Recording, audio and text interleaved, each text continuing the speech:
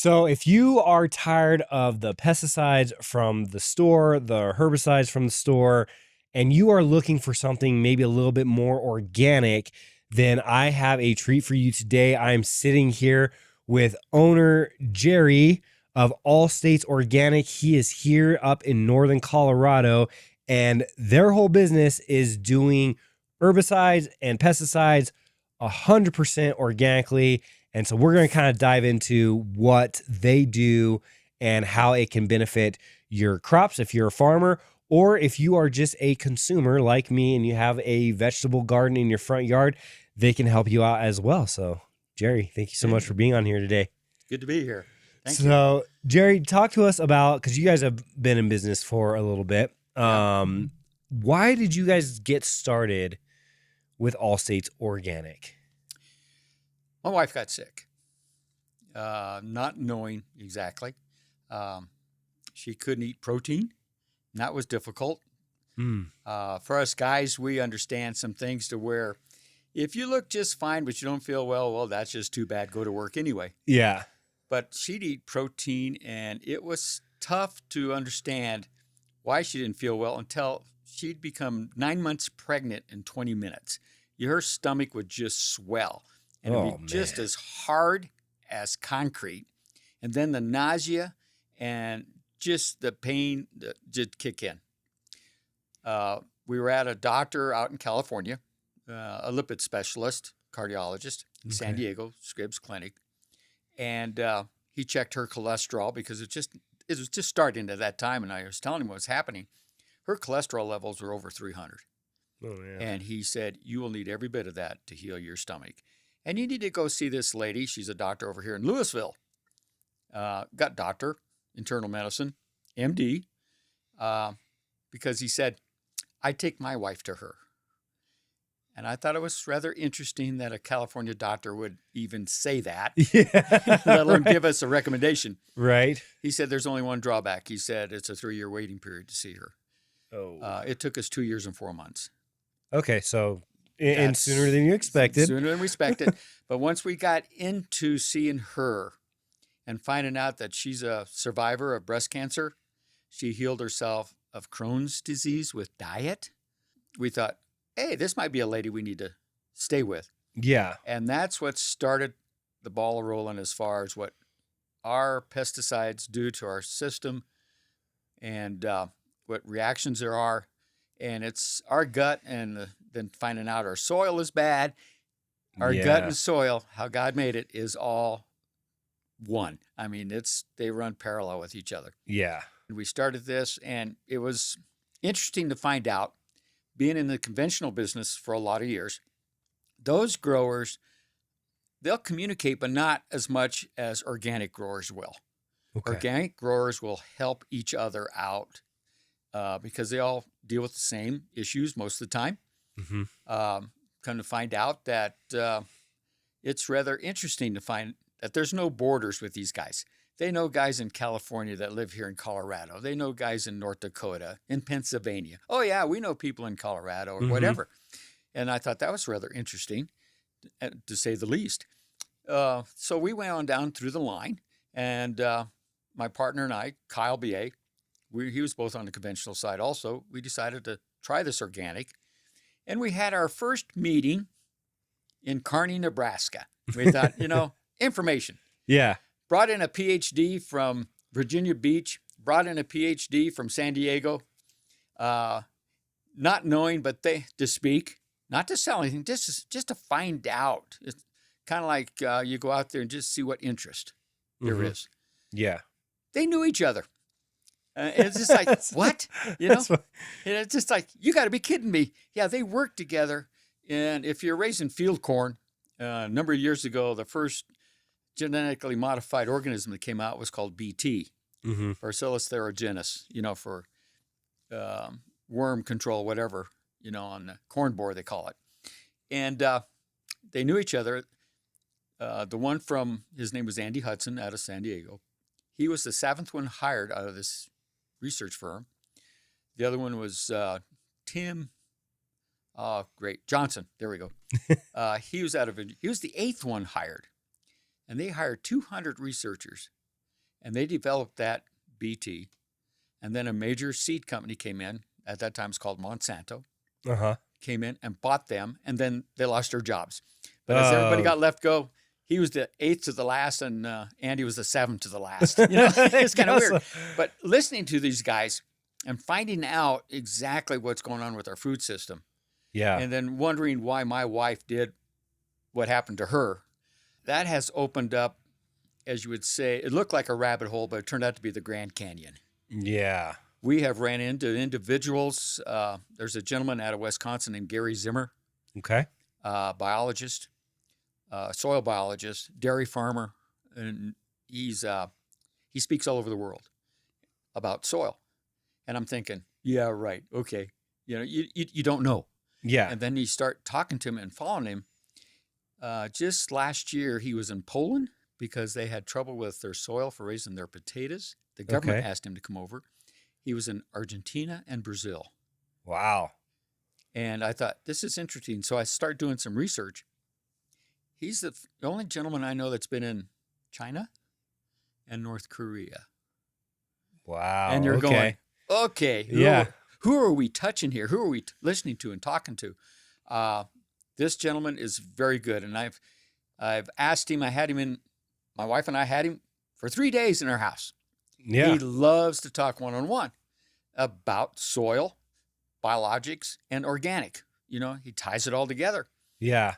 And he has a couple of books out there. He's written already and everything. And it was kind of interesting. I just asked him a question. I like to do this sometimes with people that are well-renowned or whatever. Mm-hmm. I said, Gary, if there's anything in your life that would make people remember you by, what would it be? He looked at me and without hardly skipping a beat, he said, I shut down the dairy business in the state of Hawaii. And I go, what? Yeah. It was he was getting his PhD, dairy science, and at the University of Wisconsin. And he had one more project left. And he had heard that the dairy farmers in Hawaii were struggling. Their quantity was dropping, their quality was dropping. So he went over just to investigate. Yeah. He went over and he found out they were missing a nutrient in their feed. And they took a little while researching, but he found out you can't ship stuff into Hawaii. It just don't work that way. You got to find it locally if you're going to try to survive fiscally. Yeah. And they found out that nutrient was in pineapple husks. So when they process pineapple, all those trimmings, that's where the nutrient at. So he got it put in their feed. The feed mills put it in their feed. And he come up with a program, and all 18 dairy farmers on the island volunteered or joined up for his project. Yeah. So they all got the feed. 30 days later, their quantity was going up. Then they thought, well, let's check the quality of the milk. Mm-hmm. Check the quality of the milk. Found an active ingredient of an insecticide in the milk. Oh, no. Went back to the growers. And a couple of them said, oh, we forgot to inform you that we had sprayed insecticide on our pineapple. Oh, man. So when that happens, they had to go back to check the cows, basically their fat cells. And they found it in the fat cells. Once it's there, it doesn't leave a cow. Okay. They had to destroy every cow on that island. All 18 clients, part of the projects, they had to destroy every cow. Oh, man. So that played a massive role. The insecticide just completely annihilated the milk production, the cows. Wow. Yeah. Never known it if they hadn't checked. Yeah. And I said, what'd you do then? He said, I didn't get my PhD. He said, I got on a plane, flew back home to Wisconsin, knowing that this has to change. Yeah. I said, Gary, how long ago that been? He said, 50 years. Yeah. Yeah, he was 26, I think, at the time. Wow. He said, 50 years. And he said, I knew something had to give, something had to change. We were not doing this right. Yeah. And, Clint, going down through that trail, that Grand Canyon, has led us to a lot of subjects that people don't want to talk about. Yeah. Yeah. It's rather sad, and it's deep. As we would say, there's deep pockets involved. There's major industries involved. it goes a long ways, and they're all tied together. Yeah. I don't know how far you want me to go with this, Clint. I mean, you can disclose as much as you're comfortable with. Okay. Right. The goal, right? We just want to kind of inform people of what is out here in Northern Colorado. The people who are doing good Mm-hmm. in our community, and so you guys taking an organic stance, and there's been so at the time of filming this, it is February of 2026, and RFK they just came out with that Yes. new pyramid scheme, not scheme, schematic is what I want Yeah. to say. There we go. And so everything is whole foods. Mm-hmm. They're trying to push out the dyes, and this is stuff that has been going on for years. Yes. Years. I mean, if you look at like gluten, like the wheat germ, that got changed back in like the 1940s, and I think we're starting to see a lot of like repercussions of that because the wheat germ is different. I have a lot of friends that are gluten free and stuff. Not to try to go too off topic, but they can eat the bread in Europe and Asia because they have a softer wheat germ that they utilize, and the gluten doesn't make their body react. And so we're now seeing a lot of repercussions.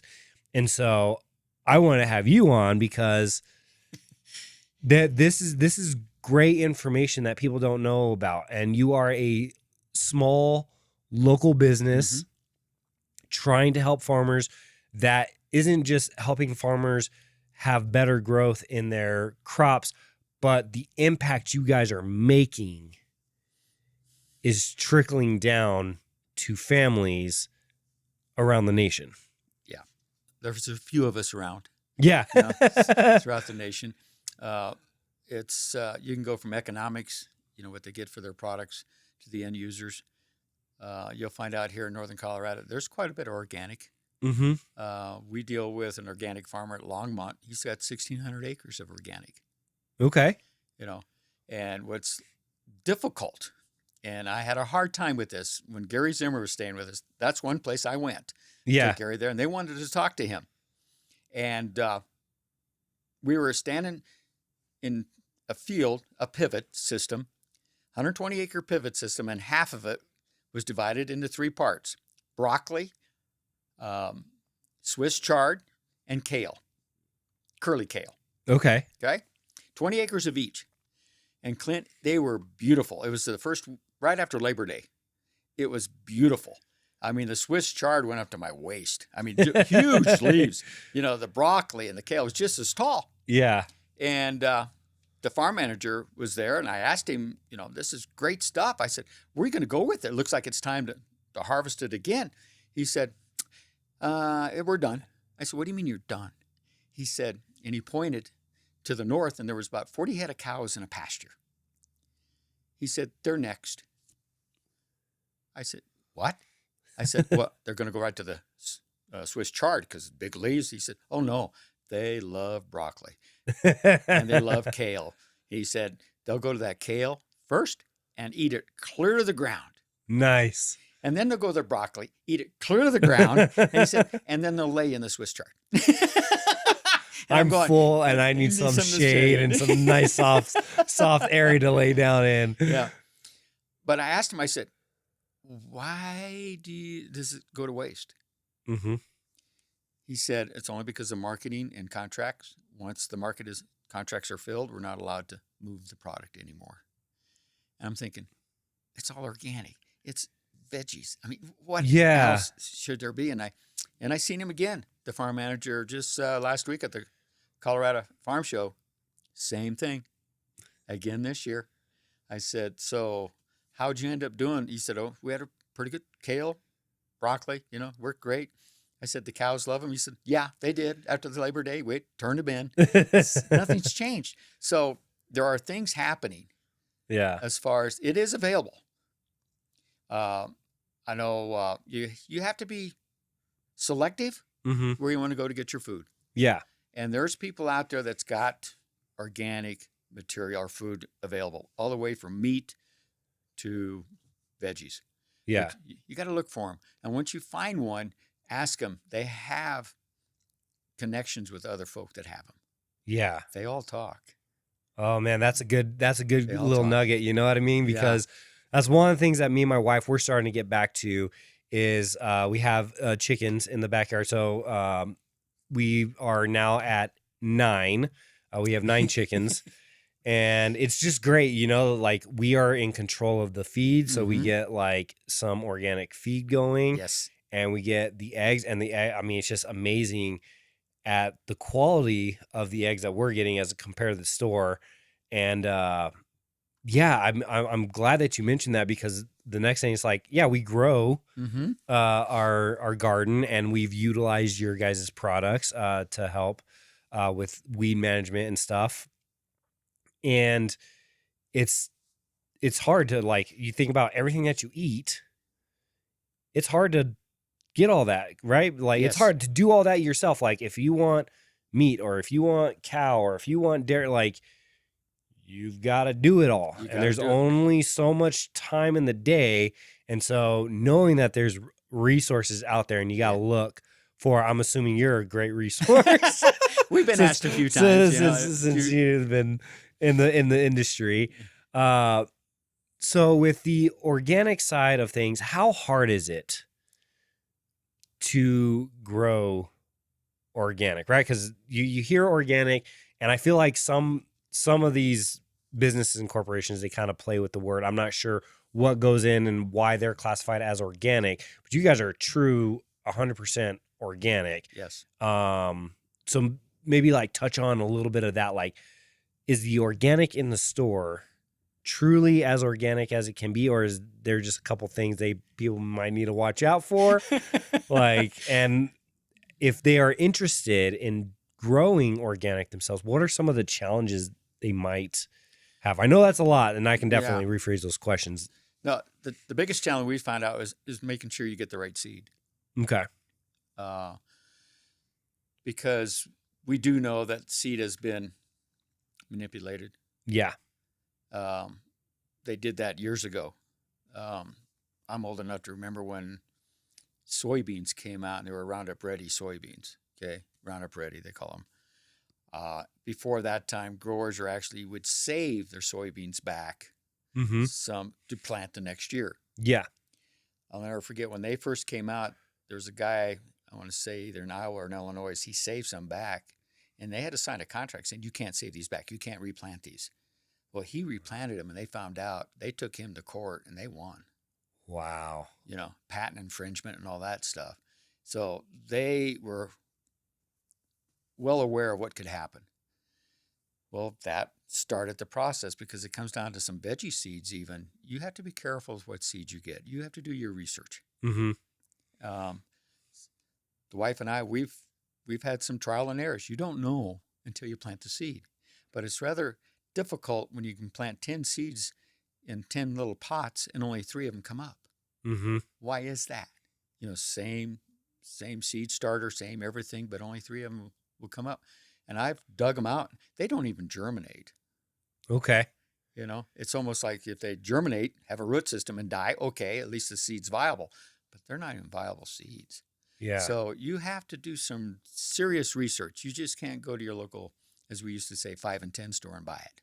Yeah. In our case, Walmart and buy it. You know, and Yeah. in stores like that, you can't. You got to do some digging. Okay. And there's resources on the internet to do that. Okay. And you'll find out also, too, that we found out in the last 3-4 years now, we ran into agricultural folks, farmers, and we're not talking 10, 20 acre growers. We're talking 1,000 to 2,000 acre growers. Yeah. And they have turned to biology to get their soil healthy. Okay. We're going back to where God made it. Yes.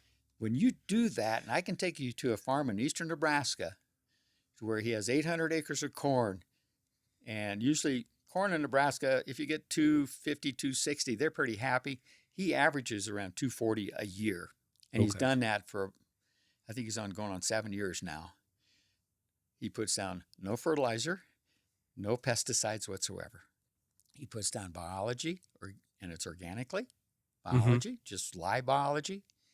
And he's averaging that 240. Yeah. So when you say live biology, because my brain instantly thinks like the class that you take in high school, right? You take biology in high Yeah. school. So what do you mean by like they're putting right? They're not putting textbooks in the ground, No, right? true. Well, some people like to. So what is the biology? I'll give you an example. Bacteria megaderm. Okay. It's hard to pronounce some of this stuff, and it's even harder to spell it. Yeah. But it's a bacteria you can put in the soil that fixates nitrogen without any synthetics. Okay. See, your soil is a live organism just like your gut. Yeah. Yeah. And you treat it the same way and you get the same results. And there was a gentleman up by Fremont, Nebraska, just this year. There's a fungus that's coming in, spores, southern rust. Another one's called tar spot. You say, tar spot, what is that? It just looks like a spot of tar. Just a spot of tar, black, Yeah. But they call it tar spot. Once a corn plant, and they showed pictures of it. I've seen pictures. The corn was tasseling and ears were forming, and these two diseases hit. And in 2 weeks, that total plants were dead. They were brown. There was nothing left. They actually chopped it for silage the best way they could, and we're talking the middle of August. Oh, wow. Okay. Yeah, and it's just like everybody's wondering, what are we doing? And yeah, if they weren't on time, even on conventional fungicides, they even struggle with that. Yields were down. Yeah. But this gentleman who was regenerative, as they say, not organic, regenerative, just not using the pesticides. Putting compost in, that type of aspect. He said, well, let's try this product. And we used a product called Thym Pro, is the product. It's thyme oil. It's natural and it's organic. Yeah. Yeah. Yeah. And put Thym Pro on it. And it wasn't, since he was regenerative and not organic, they were able to add another organic adjuvant with it to try to stick it on even better yet. And then 2 weeks later, it came back with a product called Secure. And it's a nutrient-based biologic. In other words, feed it a little food, plant food. Mm-hmm. And last year, his corn averaged 310 bushel. Unheard of. Yeah. Well, this year, I seen photos where he's located at. Around his farms, there were dead cornfields everywhere. This is the end of August. And I tell you what, he sprayed it. And when I seen him, I talked to him. He had a video. Uh-huh. His corn averaged, he said, it was rather disappointing. And I'm like, oh, it didn't work. Yeah. He said, it only made the same as last year, 310 bushel. And we're going.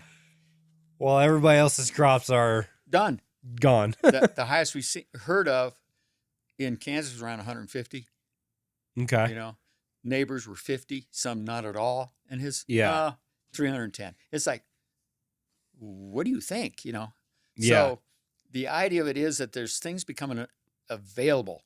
There are challenges, make no doubt about it. Make no doubt about it. For anybody who want to start organic garden or just a garden, have good soil. And there are good soils out there. Now, you have to be careful with the soil also. Yeah. But I tell you what, that's your foundation. That's your cornerstone. If you don't have good soils, farmers are finding that out. Also, a lot of landowners are also, homeowners are finding out if they don't have good soil, planting grass in 2 years, it's not doing well. There's something wrong. Yeah. So touching on like the soil, because right, like I feel like a lot of people, I know us included, when we went to start garden, now we try to use local. I don't know if that's better or not. But yeah. I feel like a lot of people, they're going to go to Home Depot. Yeah. Or Lowe's, right? They're going to they're going to hit the garden center. Yep. And they're going to get the soil. Yep. And they're going to buy the seeds. Yep. Would you refrain if they're trying to do more of a natural garden, like if they're just doing this as a hobby, not really concerned with, the produce, it's okay. Like I get to have my fresh garden, but those who are concerned about getting their garden off on the right foot, like we are, we want to get back to the way plants should be, right? Yep. Homegrown, not these pesticides. Again, you can get everything at Home Depot, pesticides, herbicides, all this stuff. Yeah. But that's not what our body's intended. No. Does Home Depot, Lowe's, do they have any of that good soil? Do you have any recommendations? Is it again like, do your research, try to find somebody?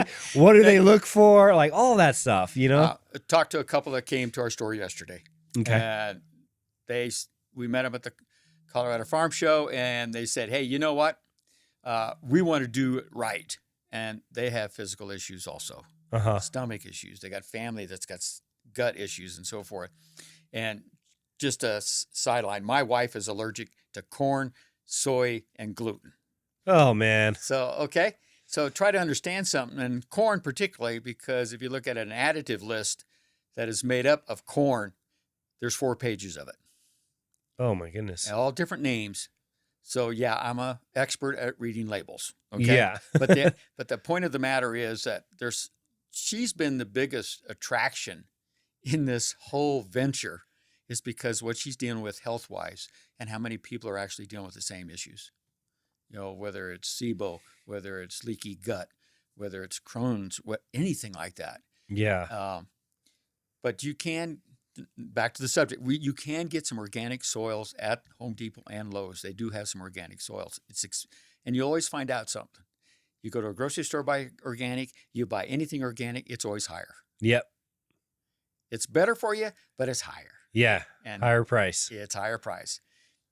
But like I read a little chart at a doctor's office that said it's expensive to raise and buy organic, but look at the alternative if you actually get sick and go down the medical route. Yeah.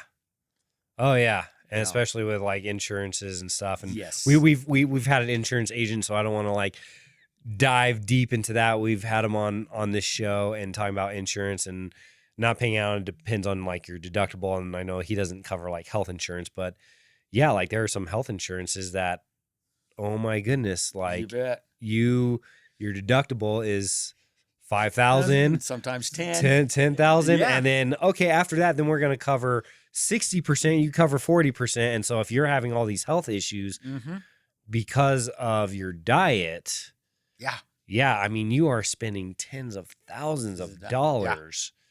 Yeah, some people have always said, and this is another. Had a grower from Pennsylvania call me just last summer. He said, I'm not very big. I only got 1.5 acres of veggies. And I told him, I said, look, my smallest guy, he stands 6'7". I see him at church every Sunday. He has one pot on his deck and he raises a tomato plant in that. That is my smallest grower. So can't be. I guess you could beat that. You could. You have your like one guy who grows basil. Yeah, yeah, exactly. And that's all they grow. One little pot of basil. So no, it doesn't bother us at all. Yeah, it doesn't bother us at all because everybody's trying to do the right thing. Yeah. And but anyway, yeah, you can get products at Home Depot, but be careful what you just got to do your research. Do some fact finding first. Okay. Because these folks that I talked to yesterday, they had bought some at Home Depot. They can get some organic starter at Home Depot, seed starter. Yeah. And there's one thing that I learned that I've always dealt with and everybody deals with is when you go get a plant starter or a seed starter, you'll find bark in it, wood chips. That seems to be part of the process. And then after a while, you got these little fungal gnats flying around your face and in your house and whatever. Well, they sit, that's where they come into is because of the bark. They lay eggs in the bark. Okay. And even though they heat it up organically, these compost piles are supposed to be heated up to about 160 degrees. Okay. 160 degrees kills all active ingredients, like your 2,4-Ds, like your Banvilles, the stuff that you put on your lawn to kill weeds. Okay. Okay. It's got to get heated up. Otherwise, it stays in there. It doesn't kill it. You plant your tomatoes with that type of dirt, and you'll find out they don't do well. They won't. They'll die. Yeah. Okay. Guaranteed. I know a good friend who's got 8 greenhouses.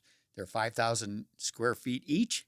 He loves tomatoes. He planted 1,200 tomatoes one year, and he got the wrong compost, and every one of them died. Oh man! He said, Jerry, that cost me $30,000 to $40,000. Yep. I believe it. The people who sold it don't know where he got it. Have no idea. All he said is took it to the labs, and they found active ingredient, AI for short, as the stuff, AI, active ingredient, but they found it for lawn clippings. Because if you do weed and feed, that's a 2,4-D Banville, that's a phenoxy, what they call it, plant growth regulators, PGRs, you'll see it. So you have to be careful, but you can find it. It's here. Definitely it's here. Okay. You can get it and start out. And another thing to understand, watering is a total different concept. We think here it's dry, arid, we'll water every other day, because it needs it. You change your soil structure to have good soil structure. Mm-hmm. We did a test in the house with flowers. My wife did. She planted some with commercial. I'll say it. Miracle Grow. It's good stuff. Yeah. Miracle Grow. And then we ran into some stuff from Wisconsin, some activated compost and seed starter. It's plant-based compost and everything else. And I believe, if I remember right, she did 4 pots of one and 4 pots of the other. And they all grew, but the watering, I noticed the watering. She was watering the Miracle Grow about every 3rd day. Okay. The other ones was once a week. It's almost twice as long. And we had a gentleman in a greenhouse with watering system, and we informed him, say, hey, you're going to use this product. You watch your watering system. He said, it's all timed. We do it every 3rd day, whether it needs it or not. We do it for every 3rd day, but it's not an overload. He said, you better not do it here. Do it about every 7. Well, we got a phone call about a month later. He said, where I put your stuff, those plants died. How'd they die? I overwatered them. I forgot to change the watering system to 7, like you said. He said, I couldn't believe it. He said that is amazing, because you talk about how getting back to the way God designed it, and it's like, you think about all the watering that we try to do now, and like, yes, we have it really accessible, but back then they didn't. They didn't. No, they didn't. And yet they were still able to grow all these crops. Yes. Like you see today, and they were able to survive. And so that is amazing. Do you happen to have like a list, because you say, do your research, and I know there are some people out there, it's like, crap, I don't even know what I'm looking for. Like me, like if I was like, okay, I'm going to start growing, I'm going to go organic, and I'm not going to do the Miracle Grow, and I want to use that product. Do you guys have like a list accessible, available? Do they just get in contact with you? How would you advise them to even begin that research, right? Because like, I feel like you Google, you're going to get the sponsorship pages first, and then they might be going down a trail that's actually not truly organic. So to kind of help them shortcut that route. Some of the differences between the organic, you get 2 bags that says organic. They'll have what they call an OMRI star number circle. Okay. OMIR. I think it stands for Organic Material Integrated Register. It's a federal program. Okay. Comes out of Oregon. They'll have that on there. It costs to put that seal on there, but they test everything. Okay. And I've seen other bags with nothing on it that says organic. Okay. Just look at the labeling. A lot of times that'll explain it. Some you'll see WSDA, Washington State Department of Ag label on it. Okay. That's fine. That's good too. Another one is CDFA, California Department Food and Agriculture. Okay. That's another one. But you'll see mostly the OMRI, O-M-I-R, or the WSDA in our area. Very seldom will you see a CDFA. Okay. So just look at the print on it. Yeah. So if they just like see that, they are probably on the right track. On the right track. That's a good place to start. Okay. I could say, hey, look at our website. No. Because that might be another rabbit hole. That's another rabbit hole.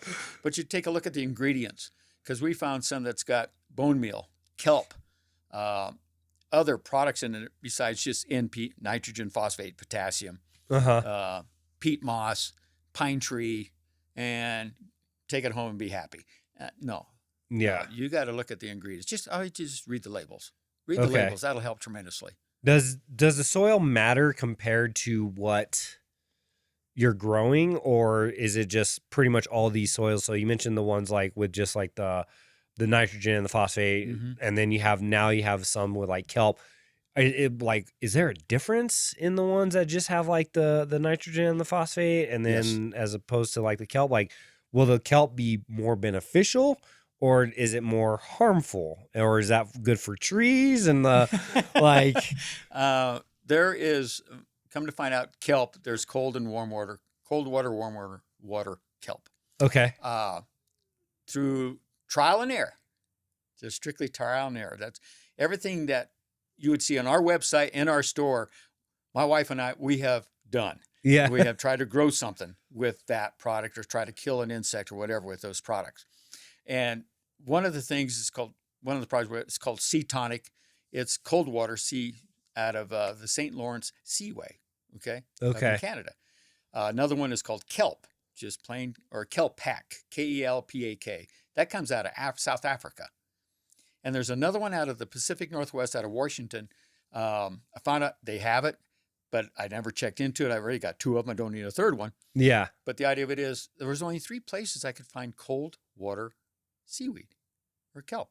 Yeah. A lot of warm water. I've had numerous phone calls from the south and from the west in warm water areas along the ocean front. Say, hey, we got this tremendous seaweed kelp. And all I'd say is it OMRI certified? Click. They'd hang up. Yeah. Because I haven't been able to find any warm water seaweed that's organically certified. The Kelp Pak is. The Sea Tonic is. I know that for a fact. Yeah. So I had a grower, to give you an example of how this happens. 1,600 acre organic grower north of Omaha, Nebraska. He ordered 10 gallons of Kelp Pak. That's enough to do 40 acres, a quart per acre. Okay. So he planted it, didn't say a word. All year didn't hear a word whether it didn't work or it worked. Usually if it doesn't work, you get a phone call. That's a given. Yeah. You get yelled at. He didn't call till the following January. He said, Jerry, I need to order some more Kelp Pak. Okay.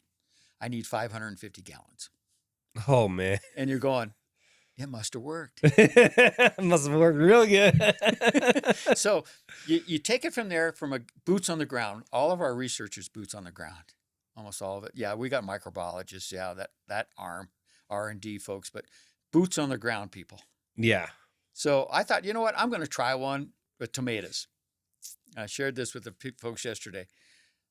My wife, those little plastic containers you get, starter containers, yep. The little ones. Mm-hmm. She mixed up some seed starter, we have, like a cake mix, basically. Well, anyway, I put 4 ounces of this cold water seaweed that we have in a gallon of water. 4 ounces in a gallon of water. Okay? Stirred it up, shook it up. When she gave me those 12, I took my finger and I poked a hole with my finger, just like you normally do, just the seed depth. And I put 1 milliliter of that solution in each hole. Okay? Okay. We're going to try this out. Yeah, give it a shot. Give it a shot. Well, they sprouted. They grew. They got about 4 inches tall. Time to transplant. And I thought, you know what? We need to see what's underneath, because they said one thing about seaweed, kelp, it opens up the biological pathway for plants to absorb more nutrients. Everything is good about it. It kicks them. Okay. I opened up the first one, Clint. The roots, it was full of roots. In that little cup was just full of roots. So I thought, oh, let's see. I stretched it out. It was 8 inches long. Oh my God. And it's like, you got to be kidding me. Just healthy roots, white as snow. Yeah. Every one of them was like that. And I'm going, 1 milliliter of this stuff. It works. It works. It works. Yeah. So I can now see why that farmer went from 10 gallons to 550. The following year, he ordered another 375. We just talked to him here recently. He's going to order more again this year. Yeah. But the point of the matter is, it gets the soil to where it needs to go. And there's so many things. It is the Grand Canyon when it comes down to soil. It's just like our guts. We're still figuring out what's happening to our guts. Yeah. And I tell you what, there's so many things are happening right now. Like you said, with the administration, with Kennedy doing what he's doing. That's upsetting a lot of deep pockets. Yeah. Unfortunately. But you know what? They don't care about us. Yeah. They care about their They pockets and care how about deep their they are. pocket and how deep they are. That's right. That's right. And yeah, there's some big companies that are changing tunes. Um, I don't mind saying Douglas Plant Health Biologicals. They're one that are changing. They have changed. Yeah, they've gone through some transitions corporately. They used to have 20, 25 products on OMRI listing Mm-hmm. for organic. The original owner, he sold out to a private equity firm, and every product come off the list because it costs quite a bit of money to keep on certifying those. Every year you have to do that. Yeah. Every year. So then 6 owners came back and bought it, and they're putting products back on the list, and that's encouraging because they are going directly to retailers, to the farmer, and they're coming with biologics, and they're coming with organic biologicals. Yeah. And they said, we got to get they're on the soil, getting the soil where it needs to be. There's a lot of companies treating plants. Let's treat the plant healthy. Yeah. They're going the other side. Let's make the soil healthy, and then the plants will be healthy. Yeah. Absolutely. And it is showing itself that that's the way to think. But I tell you what, it's tough. Mm-hmm. It's tough because we're all in the same boat that we like things easy. Yep. And raising organic, it's very satisfying, Yeah. you might say. It very is satisfying. It's a little work, though. Yeah. It's a little work, but it's worth it. It has been very worth it. Because to go on the biology side, I'll let you know about this. Where we live was an HOA or home addition. It used to be farm ground, very sandy farm ground. And ran into a microbiologist out in Nevada, another one, where they were testing your biological life in your soil. I'm going, what? And I've done enough soil probing, soil testing for farmers in my career. I could probably fill 2 semi-loads worth of dirt. Little 6-inch plug, so many bags, send it off.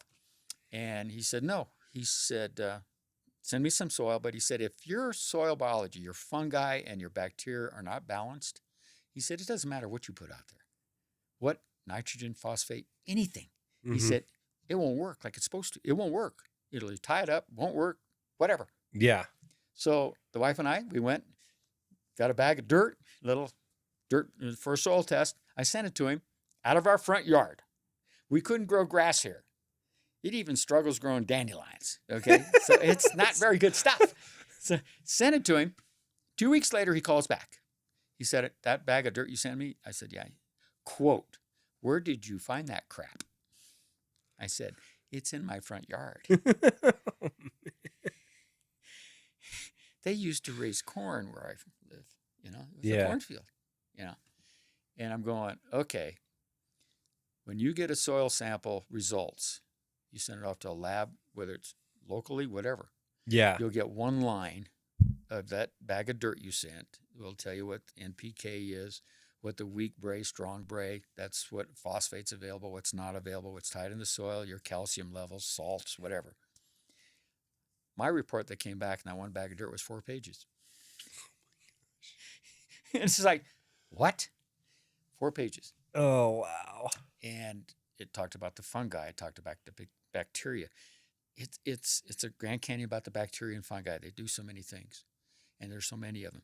Well, there's companies coming out now that's going to make that formulations for you.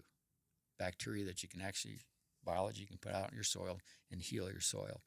So this young man was from Rutgers University. That's where he graduated out of. Mm-hmm. Talking. And I asked him, I said, how long has this information been available? He said, according to the people that taught me and so forth, it's about 50, 60 years. Wow. And when did that happen with Gary Zimmer in Hawaii? Yeah. About 50 years ago. And if you go back, timetable, go back on time, you'll find out how seed changed for the agriculture community, how fertility changed, everything went to synthetic, everything was built on just that. Because yields went up, then all of a sudden being in the farming business was profitable, but nobody looked at the quality of food. Yeah.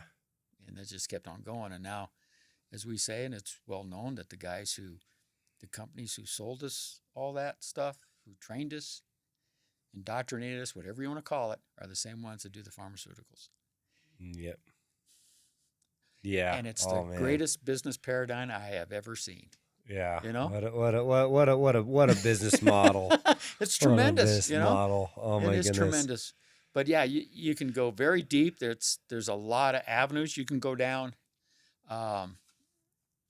We spent almost 3 hours with this couple yesterday. Yeah. And you're trying to bring it down to boots on the ground level. That's where I'm at. You know, you start throwing this bacteria megaturm at me, and I'm going, what? You know, there's so many of them. Yeah. And there's so many of them that do good things.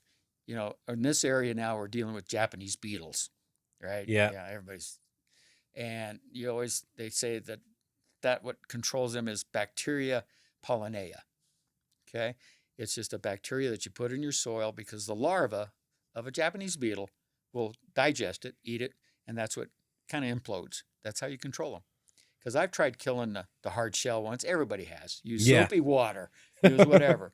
That's the harshest insecticide we carry.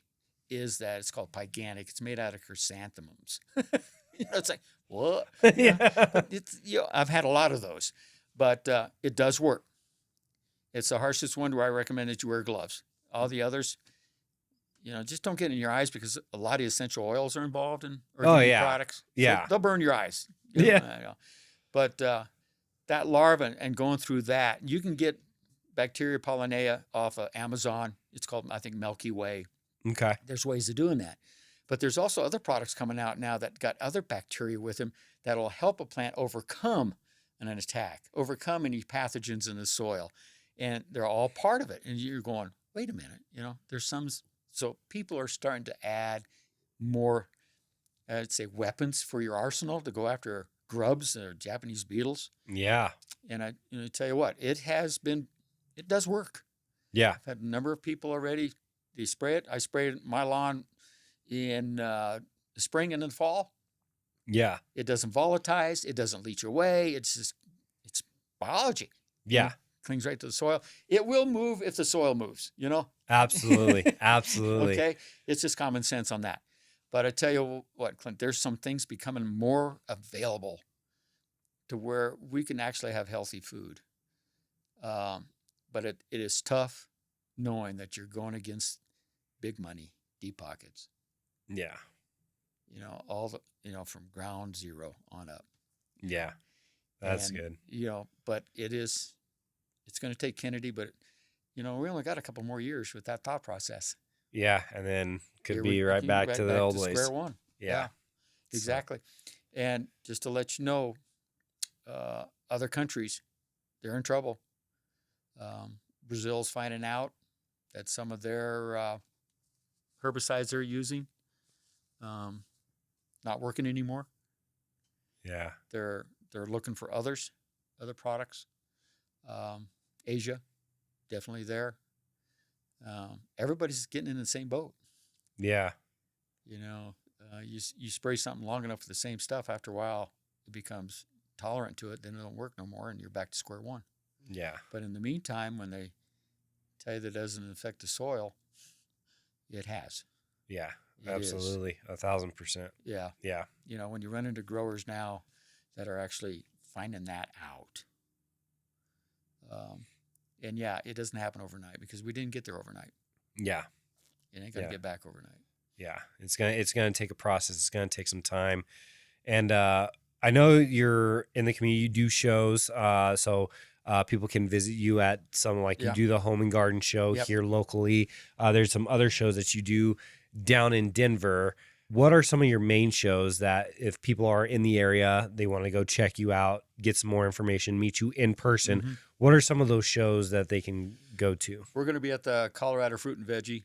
That's in a couple of weeks. That's in Westminster. We're also going to be at there's a home and garden show here in March, first week, I think, or second week in March here locally. Mm-hmm. So we'll be at that. We just come from one from sunny Burlington, Colorado. There you go. The sun shined, it did, but it was cool. Anyway, we were down there for 3 days Okay. at what they call a no-till regenerative Okay. program, an organic program. The week before, we were at the Colorado Farm Show here locally. Okay. We're there. We'll be at the farmers market here locally. Okay. That's on Saturday mornings. Right here. Yeah. Yeah, So right that's here. right here in Greeley, Greeley, Colorado. Right in the downtown area. Lincoln Park is where they are having that now. So, yeah. So if you guys are in the area, and you guys live locally, check out some of these shows. You guys can get in contact with Jerry, and then also allstatesorganic.com. Allstatesorganicsupply.com. There we go. The So whole name, allstatesorganicsupply.com. You guys can get in touch with them then. And then also, if you guys have any comments or anything for us, questions that you want answered, maybe have Jerry back on. This one was a little bit of a longer episode, but there's a lot that we can deep dive into this. And so we can go ahead and invite Jerry back. Again, this podcast is for you guys. And so we want to make it as valuable for our viewers as much as possible. So any suggestions, comments that you guys have, please let us know so we can make this show better for your guys' viewership. And Jerry, thank you so much for being on here. Thank you, Clint. Thank you very much.